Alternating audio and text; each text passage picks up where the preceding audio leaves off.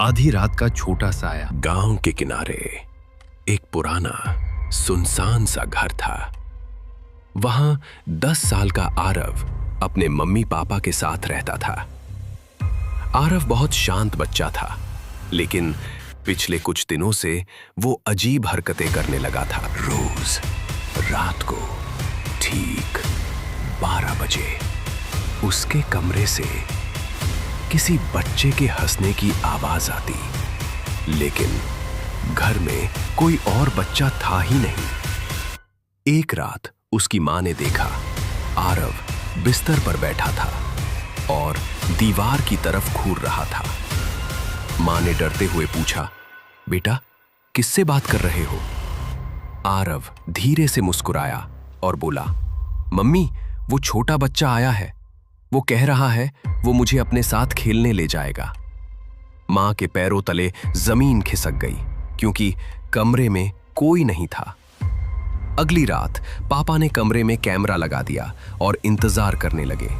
12 बजे कैमरे में रिकॉर्ड हुआ। आरव अचानक बिस्तर से उठा और दरवाजे की तरफ बढ़ा, लेकिन दरवाजा खुद ब खुद खुल गया। फिर कमरे के कोने में एक छोटा काला साया दिखा। वो साया धीरे धीरे आरव के पास आया और उसका हाथ पकड़ लिया। आरव की आंखें पूरी तरह काली हो गईं और अचानक कैमरा बंद हो गया। अगली सुबह जब मम्मी पापा कमरे में गए, आरव वहां नहीं था। खिड़की खुली हुई थी, पर्दे हवा में लहरा रहे थे। दीवार पर छोटे छोटे काले हाथों के निशान थे और फर्श पर सिर्फ एक लाइन लिखी थी, अब वो मेरे साथ रहेगा। सच्चाई गांव के बुजुर्ग ने बताया, सालों पहले उसी घर में एक बच्चा कुएं में गिरकर मर गया था।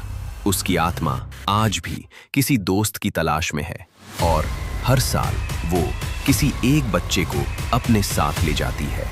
3 दिन बाद फिर से रात के 12 बजे उसी घर से 2 बच्चों की हंसी आई और खिड़की के पास 2 छोटे साए खड़े थे। एक आरव का और दूसरा किसी नए बच्चे का इंतजार कर रहा था।